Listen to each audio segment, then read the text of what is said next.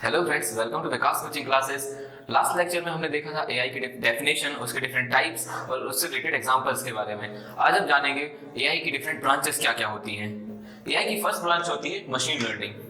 Machine learning में हम machine को वो एल्गोरिथम तैयार करके देते हैं जिसके अकॉर्डिंग वो हमें रिस्पॉन्ड करती है। जैसे कि मान लीजिए हमने कैलकुलेटर बनाया, उसके अंदर हमने इंफॉर्मेशन फीड कर दी कि अगर कोई इनपुट देगा आपको वैल्यूज का और उसके बाद आपको फंक्शन अप्लाई करेगा, जैसे कि एडिशन सब्ट्रैक्शन कुछ भी अप्लाई करने को बोला गया तो उसके अकॉर्डिंग वो आपको रिस्पॉन्ड कर देगा। इसके अलावा वो आपको कोई और टास्क नहीं परफॉर्म करेगा। सेकंड इसकी ब्रांच होती है न्यूरल नेटवर्क्स। न्यूरल नेटवर्क्स में हम मशीन को ह्यूमन ब्रेन की टाइप फंक्शन करने के लिए डिजाइन करते हैं। जैसे कि ह्यूमन ब्रेन में डिफरेंट सिचुएशंस में डिफरेंट न्यूरॉन्स एक्टिवेट होते हैं, वैसे ही मशीन में भी डिफरेंट टास्क के लिए डिफरेंट न्यूरॉन्स एक्टिवेट होंगे। इसकी थर्ड ब्रांच होती है रोबोटिक्स। रोबोटिक्स में रोबोट्स को हम टास्क असाइन करते हैं कोई भी ह्यूमन लेबर का। जैसे कि मान लीजिए एक टास्क दिया गया एक मशीन को और एक ह्यूमन को कि आपको पत्थर तोड़ने हैं, तो कौन ज्यादा अच्छे से परफॉर्म कर सकता है? अनडाउटेडली मशीन, क्योंकि वो बिना थके एक ही काम को बहुत टाइम तक कर सकती है, और एक ह्यूमन उसी की जगह एक लिमिटेड टाइम बाद थक जाता है। इसकी फोर्थ ब्रांच होती है natural language processing. Natural language processing आपकी वॉइस पर काम करता है। जैसे कि मान लीजिए आपका गूगल वॉइस, आप उसको कुछ भी बोलेंगे तो वो उसको टाइप करके आपको रिजल्ट प्रोवाइड करता है। नेचुरल लैंग्वेज प्रोसेसिंग दो टेक्निक्स पर काम करता है। फर्स्ट है सिंटैक्टिक एनालिसिस, जो आपकी ग्रामर को एनालाइज करता है, आपकी सेंटेंस को छोटे से छोटे फॉर्म में तोड़कर उसकी ग्रामर को एनालाइज करके आपको रिजल्ट देता है। इसकी सेकंड टेक्निक होती है सिमेंटिक एनालिसिस, जो कि आपके सेंटेंस के कंटेक्स्ट को एनालाइज करती है। जैसे कि उसका क्या सेंस है, किस सेंस में आपने सेंटेंस को टाइप किया है, किस सेंस में आप उसका रिजल्ट चाहते हैं। इसकी फिफ्थ ब्रांच होती है आर्टिफिशियल क्रिएटिविटी। इस ब्रांच में हम मशीन को क्रिएटिविटी प्रोवाइड करते हैं, वो इंटेलिजेंस प्रोवाइड करते हैं जिसके अकॉर्डिंग वो उसके अंदर जितनी भी इंफॉर्मेशन हमने उसको फीड की है उसको एनालाइज करके और उसके अकॉर्डिंग डिफरेंट कॉम्प्लेक्स सिचुएशन में अपने लिए एक नया डिसीजन ले सके, एक क्रिएटिव डिसीजन ले सके। जैसे कि मान लीजिए हमने मशीन में एक सारे पेंटर्स की पेंटिंग्स की इंफॉर्मेशन को फीड कर दिया, अब वो उस सारी इंफॉर्मेशन को एनालाइज करेगी, उसको प्रोसेस करेगी और अपनी एक अलग पेंटिंग को तैयार कर सके। तो ये किस ब्रांच के अंदर आता है? आपका आर्टिफिशियल क्रिएटिविटी के अंदर। अब अगर हम इसका एग्जांपल देखना चाहें तो हम इसका एग्जांपल ले सकते हैं फ्रॉड डिटेक्शन। फ्रॉड डिटेक्शन यानी कि आपको ले लीजिए एंटीवायरस। आपने अपने कंप्यूटर में एंटीवायरस देखा होगा। जैसे ही आप अपने कंप्यूटर में कोई भी सॉफ्टवेयर इंस्टॉल करना चाहते हैं तो वो उसको स्कैन करता है और उसमें वायरस को ढूंढता है। अगर उसको उसमें कोई भी वायरस मिलता है तो वो आपको वार्न कर देता है। जैसे कि आपका एंटीवायरस लेकिन काम कैसे करता है? एंटीवायरस आपने जो भी इंफॉर्मेशन उसके अंदर फीड की हुई है वो उसको एनालाइज करता है। आप जैसे ही कोई सॉफ्टवेयर इंस्टॉल करने वाले होंगे वो चेक करता है कि आप वो उन सारी इंफॉर्मेशन जो उसके अंदर फीड है उन सारे पैरामीटर्स में क्या वो काम कर रहा है। अगर नहीं तो वो आपको डिटेक्ट करके बताएगा कि आप इसमें क्या इरेगुलरिटी उसको मिली है। आपने गूगल ट्रांसलेटर देखा होगा। गूगल ट्रांसलेटर कैसे काम करता है? आप कहीं भी जाएंगे, जैसे कि कहीं बाहर गए, वहां पे आपने कोई साइन बोर्ड देखा जो कि आपकी लैंग्वेज में नहीं है, तो आप उसको स्कैन करके गूगल ट्रांसलेटर का यूज करके उस लैंग्वेज को अपनी लैंग्वेज में कन्वर्ट करके आसानी से रीड कर सकते हैं और पहचान सकते हैं कि आपको क्या लिखा है वहां पर। अब आते हैं अपने नेक्स्ट टॉपिक पर, जो कि है deep learning. Deep learning machine learning का एक सबसेट है। डीप लर्निंग में हम मशीन को ह्यूमन ब्रेन की तरह डिजाइन करते हैं। जैसे कि ह्यूमन ब्रेन फंक्शन करता है, कॉम्प्लेक्स सिचुएशन में डिसीजंस ले सकता है, वैसे ही डीप लर्निंग में भी हम मशीन को कॉम्प्लेक्स सिचुएशन को हैंडल करने के लिए रेडी करते हैं। ये कैसे पॉसिबल होता है? कॉम्प्लेक्स एल्गोरिथम से, जो कि मतलब कि इनबिल्ट एल्गोरिथम। जैसे कि एक कोई सिचुएशन उसके पास आ गई जिसके लिए वो तैयार नहीं है, लेकिन उसके लिए भी वो एल्गोरिथम तैयार करके खुद से फंक्शन कर सके। मशीन लर्निंग और डीप लर्निंग का अगर हम कंपैरिजन करना चाहें तो हम इसको एग्जांपल से समझ सकते हैं। जैसे कि मान लीजिए हमने एक मशीन को टास्क दिया कि आइडेंटिफाई करना है उसको ऑब्जेक्ट्स में से ये कार है या एक बाइक है। तो मशीन लर्निंग के अंदर हम मशीन में क्या इंफॉर्मेशन फीड कर देंगे कि अगर 4 टायर्स हैं तो वो कार है, 2 टायर्स हैं तो वो बाइक है। लेकिन हम डीप लर्निंग में मशीन को ज्यादा डेटा प्रोवाइड करते हैं जिसके अकॉर्डिंग वो ज्यादा से ज्यादा एनालाइज करता है, पूरे कंपोनेंट्स की इंफॉर्मेशन को उसके अंदर फीड करते हैं जिससे हमें वो बेटर रिजल्ट प्रोवाइड कर सके।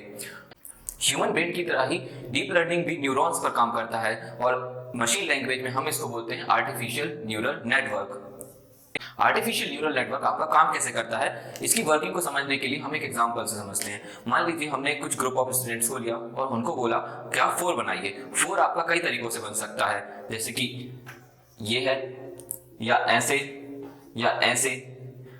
एक ह्यूमन इन सारी इमेजेस को आसानी से डिटेक्ट कर सकता है और बता सकता है कि आपका ये 4 ही है। लेकिन एक मशीन के अंदर जिसके अंदर हमने इंफॉर्मेशन फीड की है कि 4 ऐसा दिखता है, तो इसके अलावा वो इन दोनों को डिस्कार्ड कर देगा। लेकिन आर्टिफिशियल न्यूरल नेटवर्क की हेल्प से हम ये सारी इमेजेस को मशीन के अंदर फीड कर सकते हैं, यानी कि ज्यादा डेटा प्रोवाइड करके ये सारी इंफॉर्मेशन इसके अंदर फीड कर सकते हैं जिससे वो डिटेक्ट कर सके और इन सब को वो डिटेक्ट कर सके। अब हम जानते हैं इसकी वर्किंग कैसे होती है। मान लीजिए हमने 4 की एक इमेज डाली, कैसी भी, ये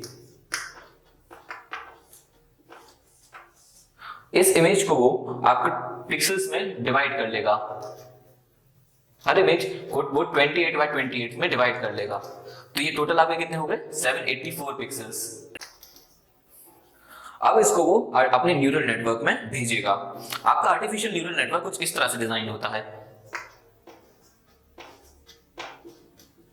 ये आपके टोटल कितने न्यूरॉन्स हैं, 784। ये कुछ और इसके अंदर लेयर्स होती हैं। ऐसे ही करते करते आपकी कुछ और लेयर्स होंगी और आपकी एक फाइनल लेयर होगी जिसके अंदर आपकी इमेजेस इनपुट होंगी।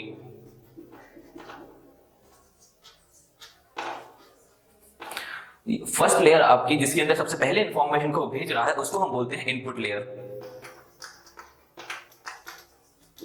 और आपकी फाइनल लेयर है उसको हम बोलते हैं आउटपुट लेयर। और उसके बीच में जो भी लेयर्स होती हैं उनको हम बोलते हैं हिडन लेयर्स। सबसे पहले आपकी इंफॉर्मेशन इनपुट लेयर में गई। इन सारी न्यूरॉन से एक नंबर एसोसिएटेड होता है पहले से, जिसको हम बोलते हैं बायस। इसको हम थोड़ा इजी वे में समझेंगे। सबसे पहले इंफॉर्मेशन गई, आपकी जो इमेज है इन सारे न्यूरॉन्स से एंटर होगी।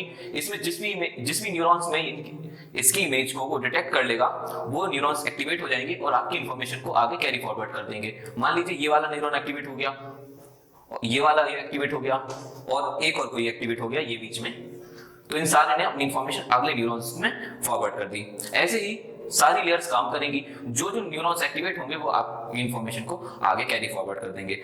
अब फाइनल स्टेज पर जब आपका ये आउटपुट लेयर तक इंफॉर्मेशन पहुंचेगी तब उसको पता चल जाएगा कि सारे जो भी न्यूरॉन्स एक्टिवेट हुए हैं वो इंफॉर्मेशन इस पर भी भेज रहे हैं। तो ये वाला न्यूरॉन्स एक्टिवेट हो जाएगा और आपको रिजल्ट दे देगा कि ये 4 ही है, चाहे वो किसी भी इमेज में हो आपका, चाहे ऐसा हो या ऐसा हो, वो आपको रिजल्ट देगा कि ये 4 ही है। पर एक पॉसिबल कैसे हो पा रहा है, इसके लिए हमें उसको ज्यादा से ज्यादा डेटा प्रोवाइड करना पड़ेगा। डीप लर्निंग बहुत सारे डेटा पे ही वर्क कर सकता है। एक मशीन के पास जितना ज्यादा डेटा होगा वो उतने ही ज्यादा बेटर रिजल्ट्स हमें प्रोवाइड कर सकती है।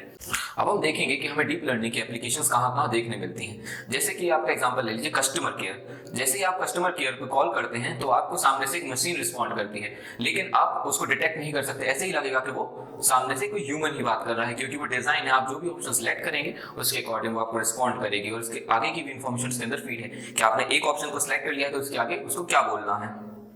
अगर हम मेडिकल टर्म्स में देखें तो इसका हमें एग्जांपल देखने मिलेगा कैंसर सेल डिटेक्शन में। कैंसर सेल डिटेक्शन में हम मशीन की हेल्प से ही डिटेक्ट करते हैं कि बॉडी के अंदर क्या सेल्स कैंसर के हैं या नहीं।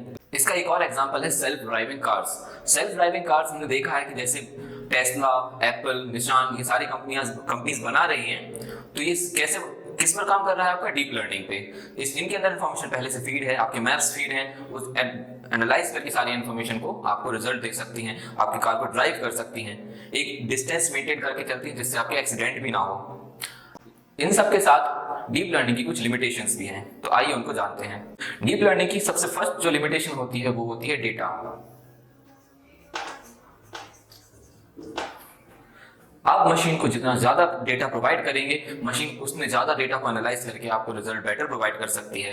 पर इसके साथ एक और प्रॉब्लम होती है कि आपका जितना ज्यादा से ज्यादा डेटा होगा वो आपके नॉर्मल प्रोसेसिंग यूनिट्स उसको प्रोसेस नहीं कर सकते हैं। उसके लिए हमें चाहिए पड़ते हैं ग्राफिकल प्रोसेसिंग यूनिट्स, जो होते हैं बहुत ज्यादा कॉस्टली।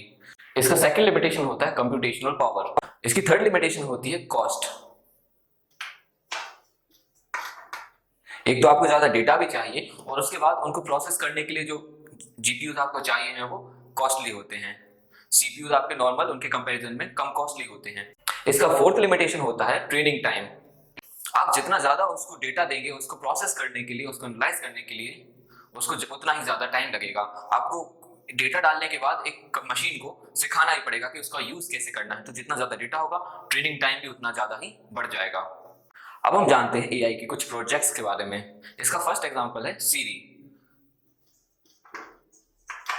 जो कि है आपका iOS में आता है, यानी कि एप्पल के ऑपरेटिंग सिस्टम्स में या फिर एप्पल के मोबाइल्स में। इसका सेकंड एग्जांपल देखना चाहे तो वो है कोर्टाना, जो कि आपका माइक्रोसॉफ्ट का है।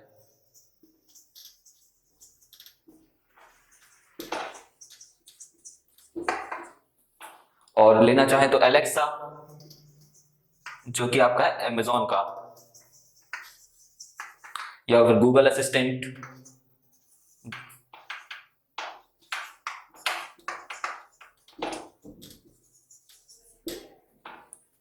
And many more. आज के लिए इतना ही, मिलते हैं नेक्स्ट वीडियो में। Thank you.